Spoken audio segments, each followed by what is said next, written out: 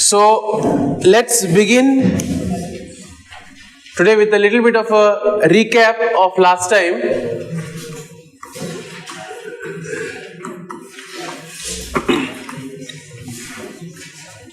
So last time we see that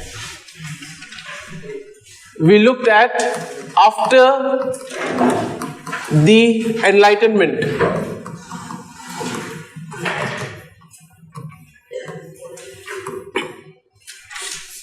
And we see that what happens is, initially the Buddha was hesitant in order to explain to the world the whole truth that he had realized. But then there was one person who somehow is able to convince him that he indeed needs to do this. And we see that because of that, Buddha then embraces his role as a teacher, okay, as a vocation, as a teacher. Now, who was that person? You had Brahman, Sampati, Sahampati. Okay, then what was the imagery that was used? Okay, so you had the imagery of the lotus that was used, lotus pond, and therefore with this we see that the Buddha then embraces his vocation as a teacher. Now after this we see that he has an encounter with the 5 ascetics, right? Now what happens with this encounter? What is their attitude in the beginning? So, doubt. And then they also say that, see, you have not followed any of the traditional practices that was being followed in the past, and still you say that you have achieved enlightenment. And it is only then where the Buddha tells them what has actually happened. So we see that he asks them, do you realize that have I spoken anything like this before? Okay, and in a way we see that they were impressed by the straightforward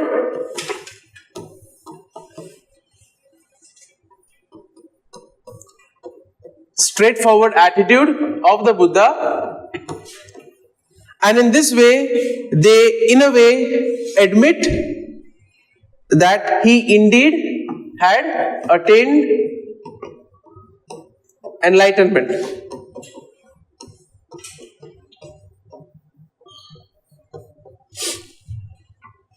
So we see that they were convinced now, and they no longer addressed him as Reverend Gautama. And we see that when Buddha kept on asking them, like, do you admit that I've never spoken anything like this before? And they said, Lord, you have not.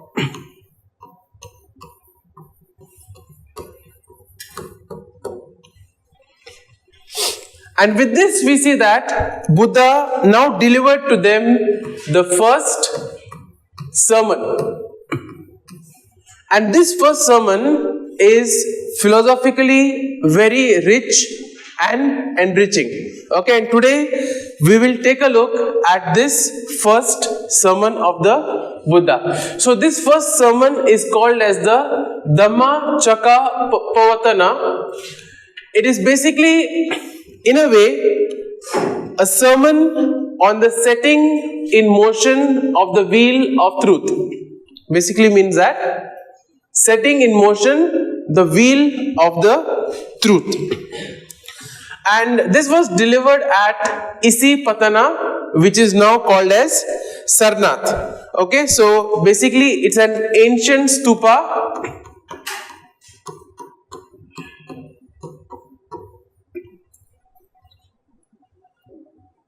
which contains a religious relic, and it still marks the spot where this event actually occurred. Okay, so let's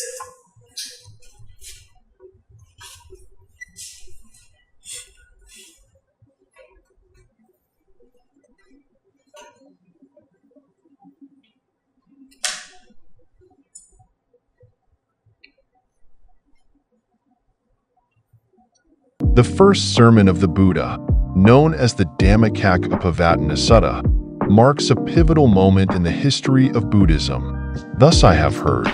The Blessed One was once living in the deer park at Eightfold near Varanasi. There he addressed the group of the 5 bhikkhus. Bhikkhus, these 2 extremes ought not to be practiced by one who has gone forth from the household life. What are the 2? There is devotion to the indulgence of sense pleasures, which is low, common, the way of ordinary people, unworthy and unprofitable. And there is devotion to self-mortification, which is painful, unworthy, and unprofitable. Avoiding both these extremes, the Tathagata has realized the middle path. It gives vision, it gives knowledge, and it leads to calm, to insight, to enlightenment, to nibbana. And what is the middle path? It is simply the Noble Eightfold Path, namely, right view, right thought, right speech, right action, right livelihood, right effort, right mindfulness, right concentration.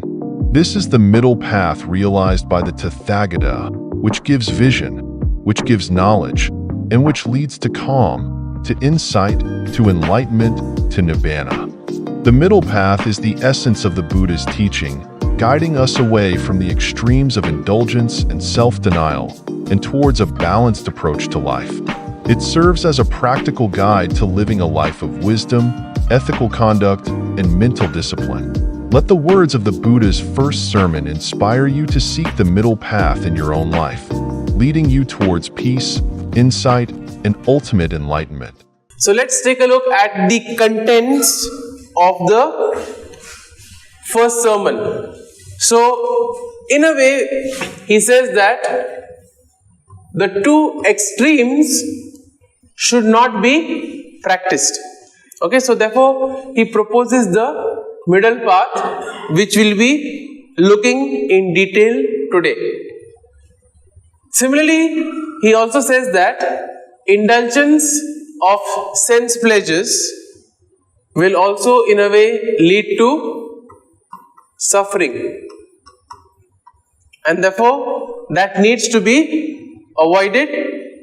Self-mortification in moderation needs to be practiced, and therefore you need to take a look and practice the middle path, which is also known as the Eightfold Path.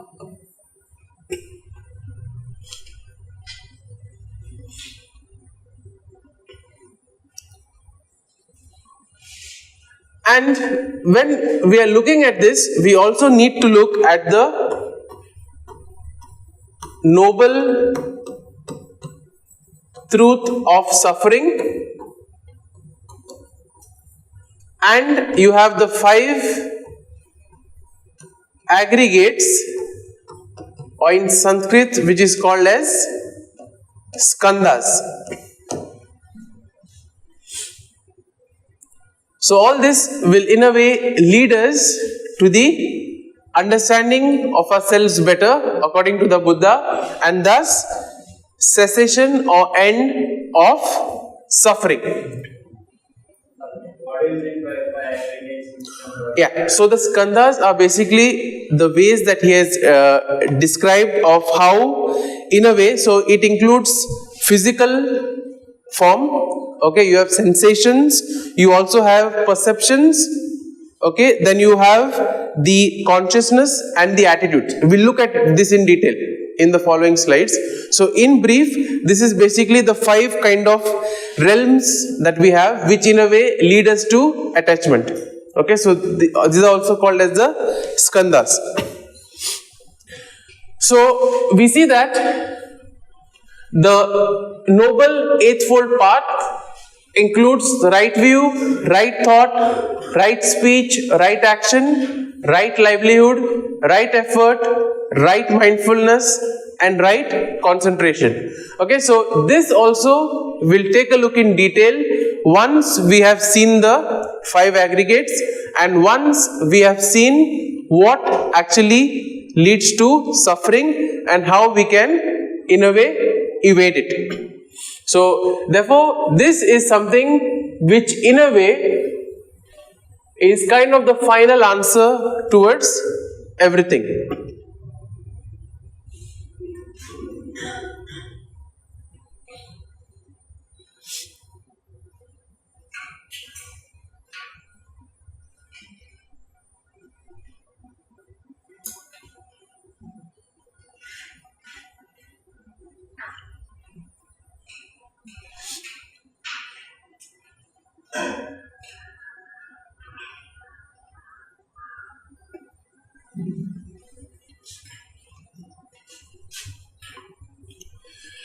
So, first and foremost, we need to take a look at suffering. Okay? And therefore, suffering, which also known as dukkha.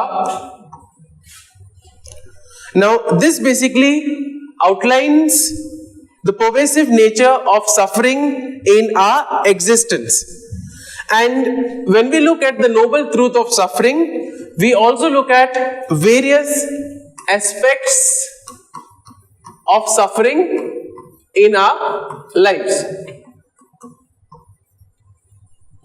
So, if you just take a look at yourself, okay, go back in time and look at certain events, obviously there would be suffering at one point or the other, but they would have been in different forms.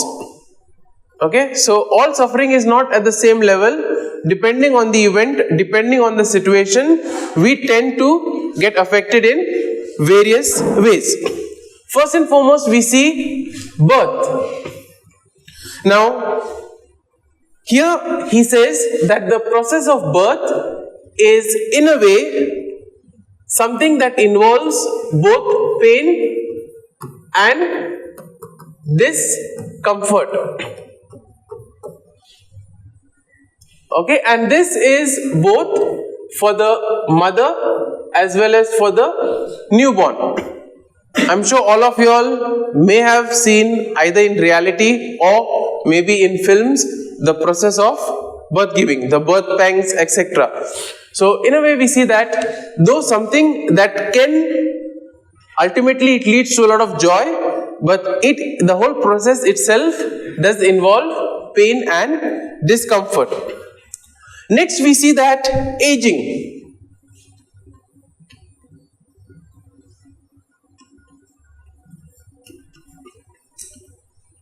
Okay, all of us also will go through this as we get older, and we see that this also leads to again discomfort and distress.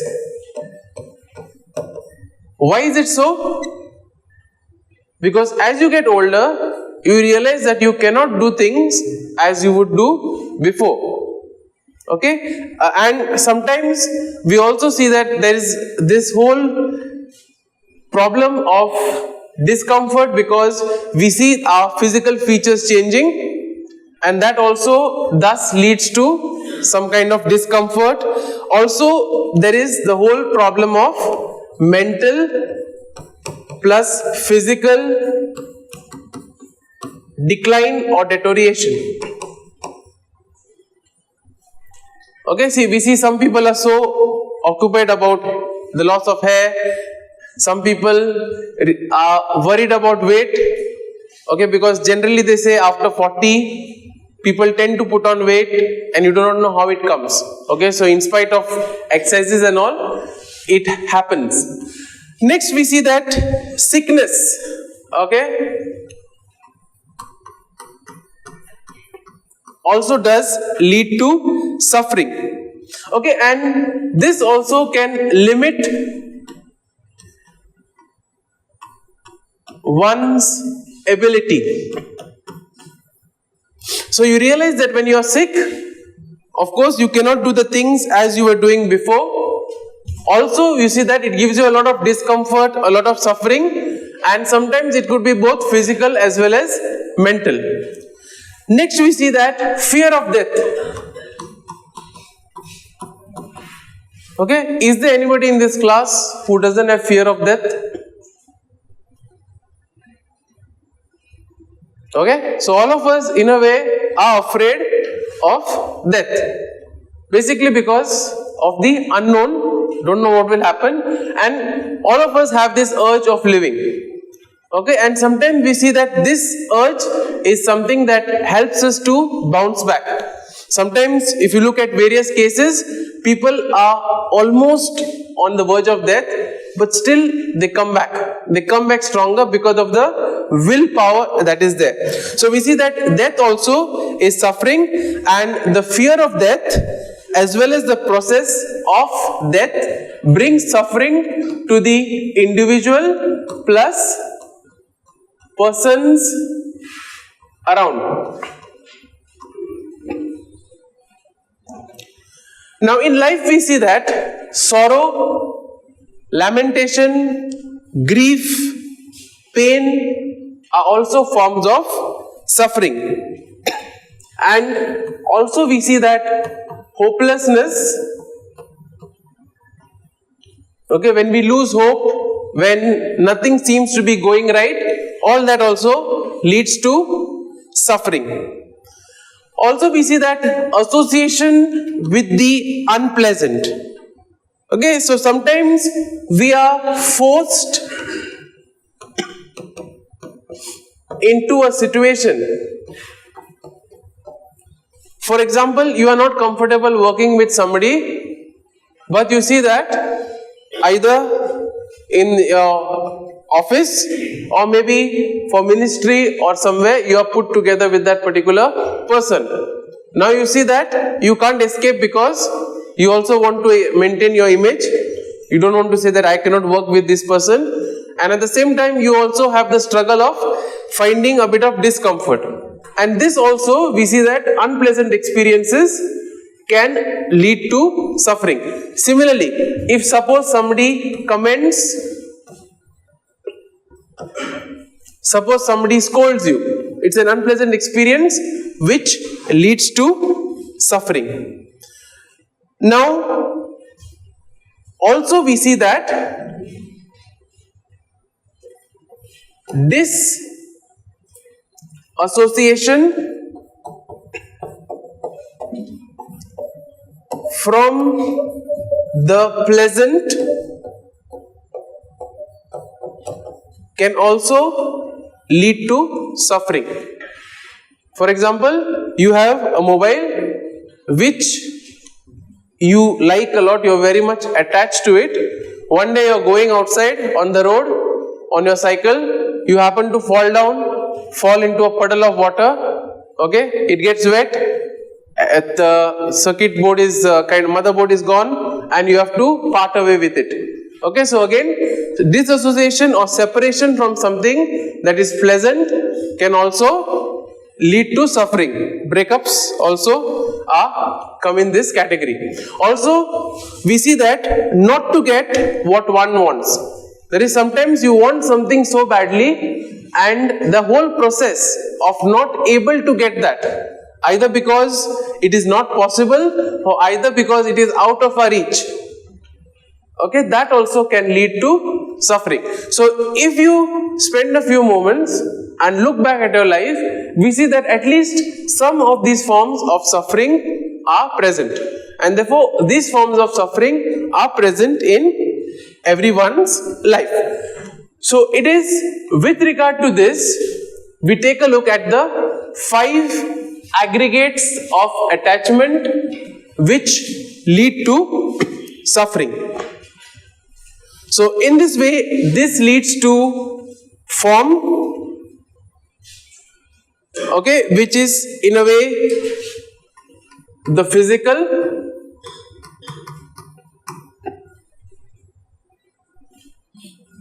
also we see that you have sensations,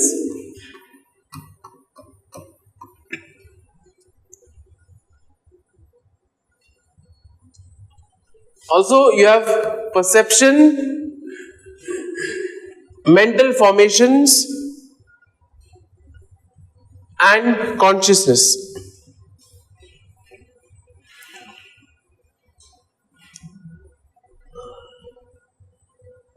So this emphasizes that suffering is imminent.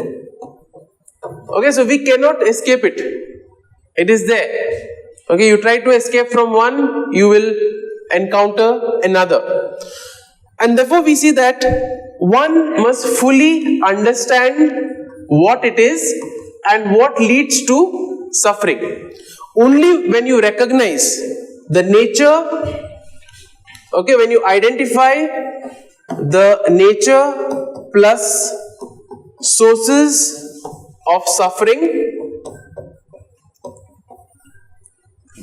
only then, okay, you can address it, you can deal with it, plus you can overcome it.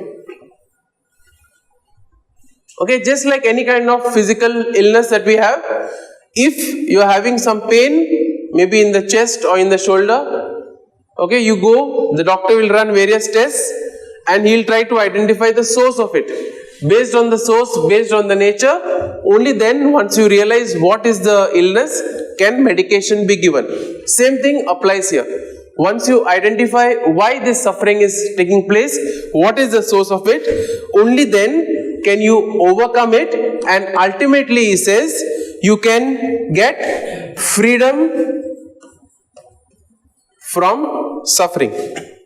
Okay, so these 5 aggregates which are there, which as I said are also called as the 5 skandhas. These are basically components that are part and parcel of our existence.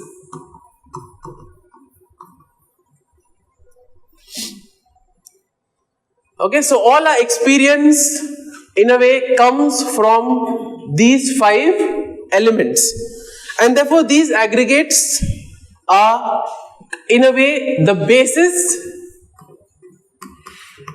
of attachment.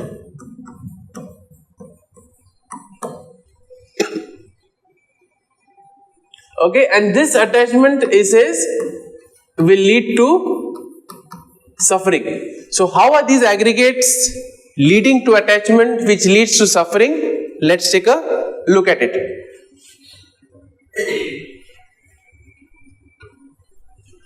So what is the significance of these 5 aggregates?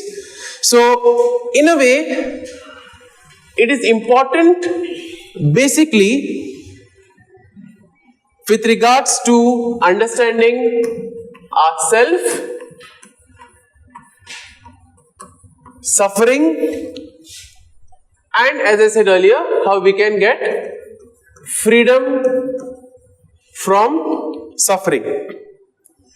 And in a way we see that it is important for us to understand ourself. So we see that these 5 aggregates in a way challenges the notion of a permanent, unchanging self.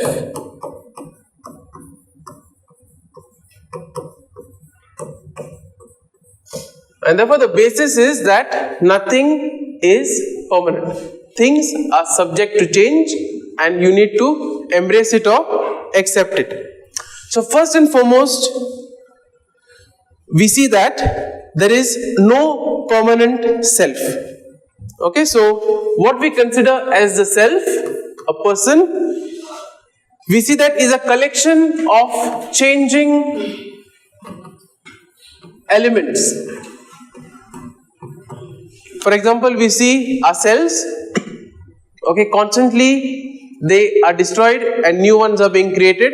Similarly, even with regards to the hair, okay, every day they say certain amount of hair does fall and new hair takes its place. So therefore, constantly changing elements in various parts of our body. Okay, and similarly, we also look at the impermanence.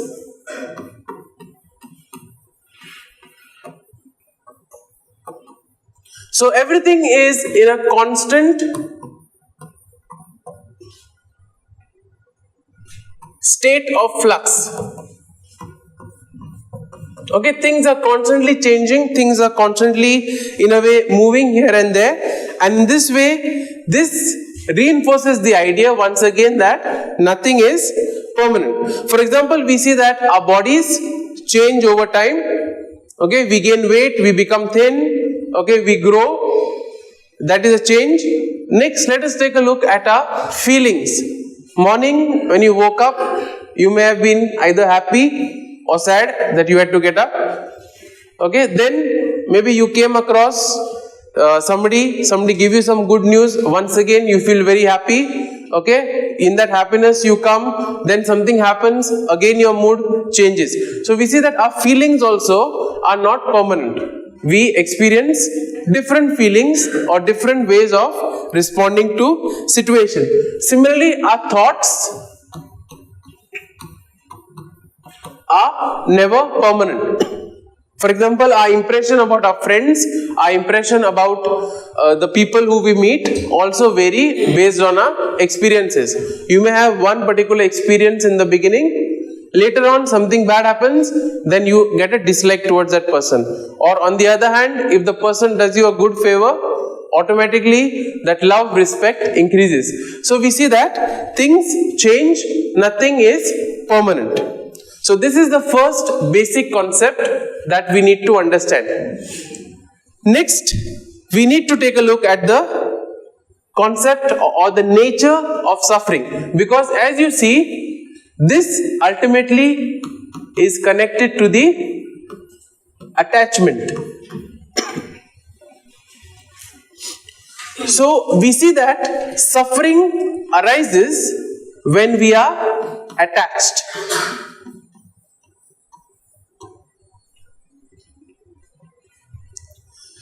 So when we looked at the 5 aggregates, okay, of form, sensation, perceptions, mental form, our thoughts, attitudes and consciousness.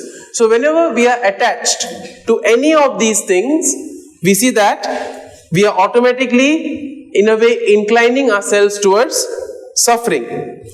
Now, what happens when we are attached to something? When we are attached to something, we consider those objects as permanent. Okay, for example, let's take the example of the phone. When you are so attached to the phone, you feel that the phone is everything for you. You, in a way, form a permanent bond with it.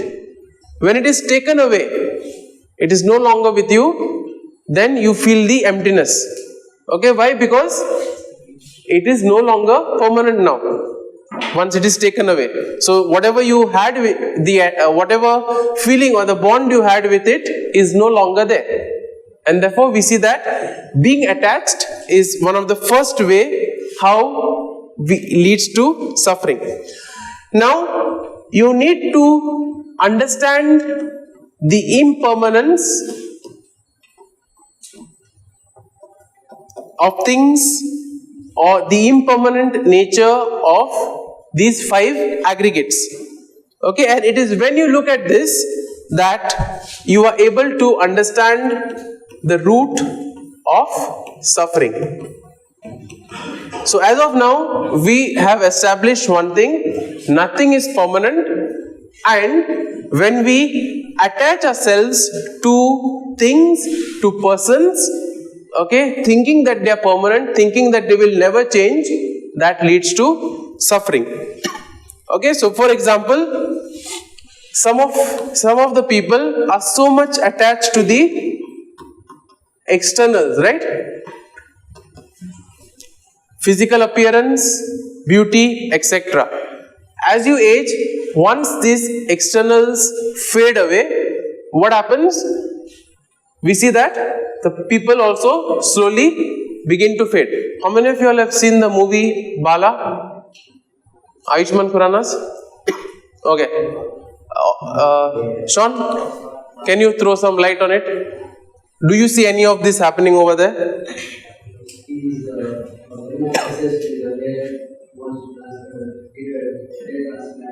Okay.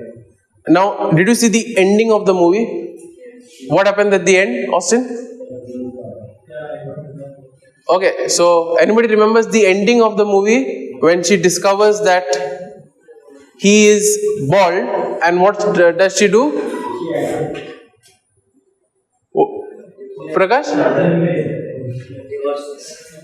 She files a case, right? Saying that in a way he had promised, he is not the same what he had promised.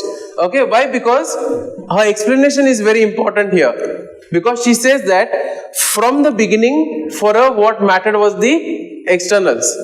Okay, though the love for the person was there, but it was only external.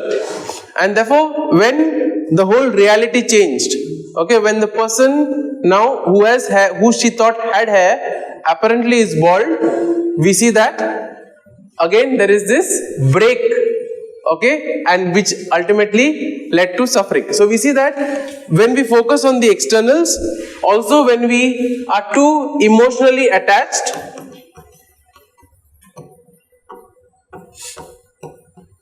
could in a way lead to suffering or disappointment, in other words.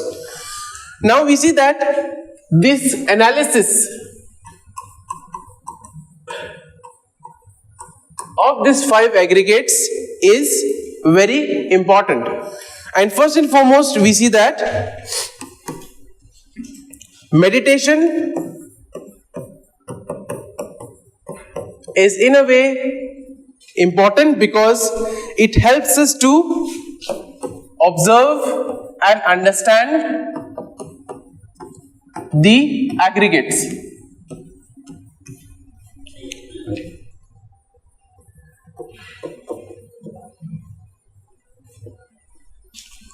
It helps us to understand that these things are not permanent.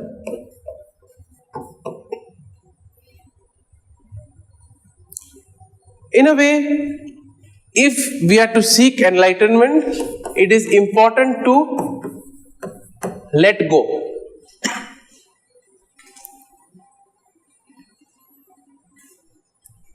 When we realize the true nature of the aggregates, that they are not permanent, that they are subject to change, automatically we see that it helps us to let go of our attachment, which in a way reduces suffering and can lead to enlightenment or nirvana. And therefore we see that in vipassana, okay, here we see that practitioners are able to observe sensations, thoughts, and understand their nature, which in a way leads them to a more quieter self. So what we'll do now is, we'll just do a small exercise. Okay, what I want you to do is, take a comfortable posture.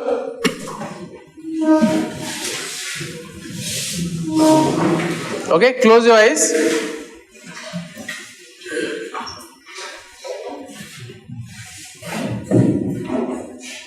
Okay, relax yourself, relax your shoulders.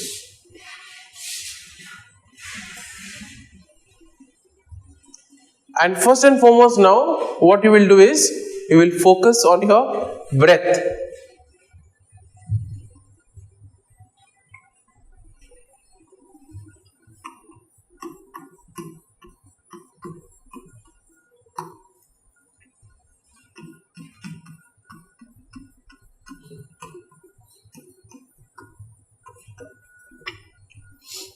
So pay attention to your breath. Notice the sensation of breath entering through your nostrils.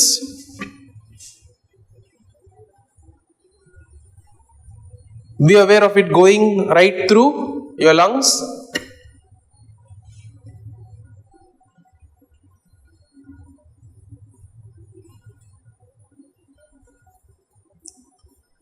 At the same time also observe your other sensations. Is something scratching, or there is some tingling sensation? Something is warm. Just become aware of it. Don't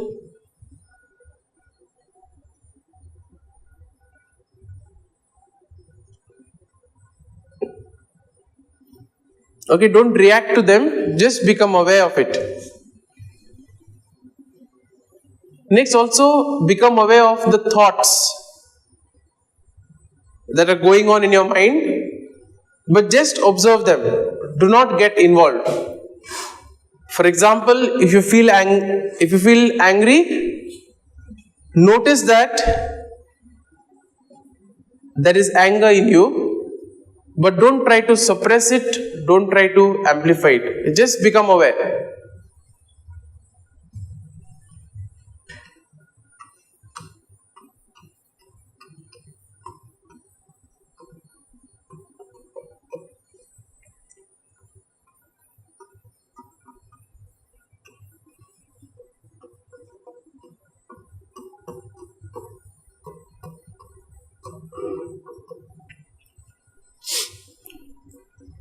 Keep bringing your focus back to the present moment. Okay, if your mind wanders, if your mind goes outside of your present location, come back to where you are.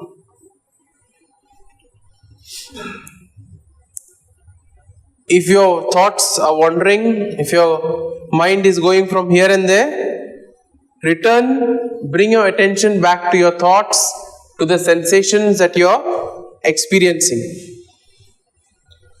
And whatever happens, do not label.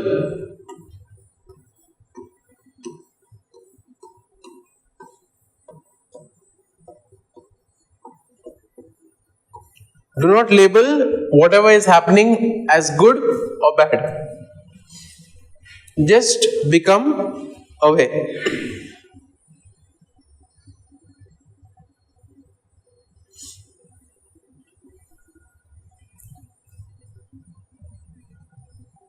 Okay, now you may open your eyes.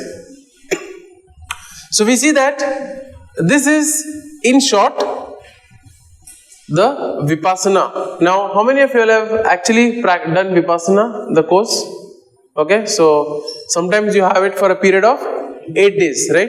So we see that Vipassana is one of the ways of actually becoming aware of yourselves, your inner thoughts. Why? We see that it leads to self-awareness.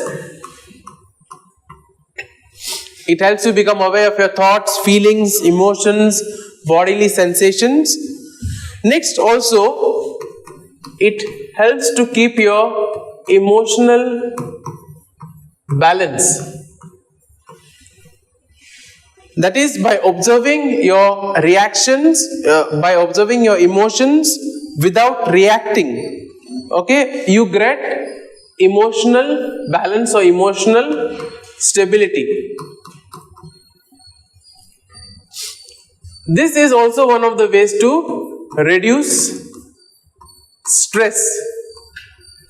Just becoming aware, not labeling, not getting involved with it. Okay, it also leads to insight on the nature of your mind and the impermanence of the world, as well as the experiences that we have. So in this way we have seen now that first and foremost we have looked at the fact that nothing is permanent. Then we have seen that our attachment to the things, when we make them a permanent aspect of our lives, that leads to suffering. And finally now we have seen that by meditation, by becoming aware of these things, we can in a way be on the path to freedom. Now also there is the dependent origination. Okay, so the aggregates which in a way tell us that everything is interconnected.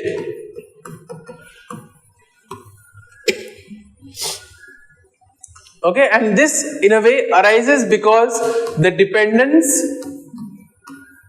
of our body on its parts, our dependence on others, and our dependence on situations and other things. And therefore we see that our experiences are an interconnected process. For example, when we look at consciousness,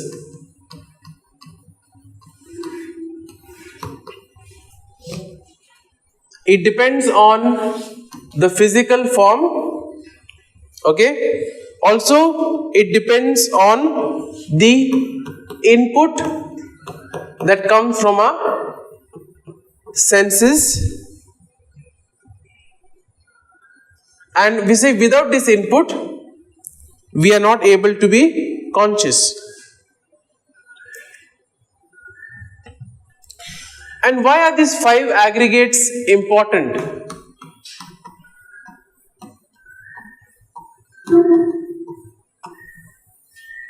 We see that these are important first and foremost because to understand the nature of reality.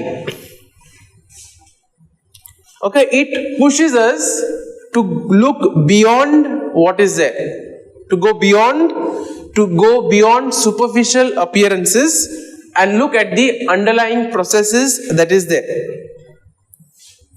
Okay, this is also then important for ethics plus conduct. So when we look at the interconnected nature of our existence, this also leads to compassion. It leads to more ethical behavior. Also, it in a way tells us why our selfish desires are not rewarding in the long run. Short term, yes, it may give us a lot of happiness, but in the long run, it in a way doesn't help. And therefore, we see that understanding that our emotions are temporary can in a way reduce our reactive behaviors. It can make us more calmer individuals, and therefore we can have a measured response.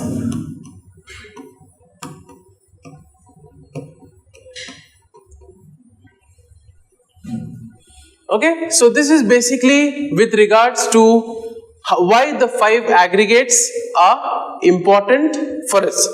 So in the next class, we'll take a look at these 5 aggregates, okay, understand them, what they are. We already have a brief idea of the different aggregates, okay. So we'll take a look at each one of them in a slight detail, and then we'll take a look at the whole aspect of suffering and how we can lead to the first and foremost awareness and then coming out of it. Okay, so thank you.